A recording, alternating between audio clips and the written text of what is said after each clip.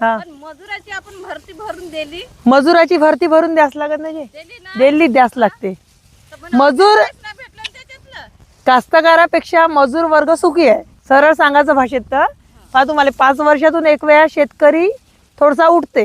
म्हणजे शेतकऱ्याला पीक कसं 5 वर्षातून एकच वेळा होते चांगलं.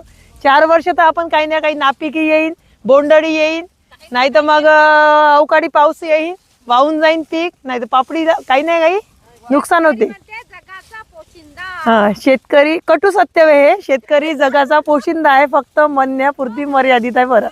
कारण शेतकरी जगाचा पोशिंदा आहे हे बरोबर आहे, पण त्या जगाच्या पोशिंद्याला या अवकाळी पावसाचं, या संकटाचं खूप सामना करावा लागते. आणि दरवर्षी काही शेतकऱ्याला तसं पिकत नाही जसं पिकायला पाहिजे तसं. आणि महत्त्वाचं म्हणजे हे शासनसुद्धा त्या शेतकऱ्याच्या मालाला भाव देत नाही. त्यामुळे शेतकरी हा कुठे ना कुठे मागे आहे.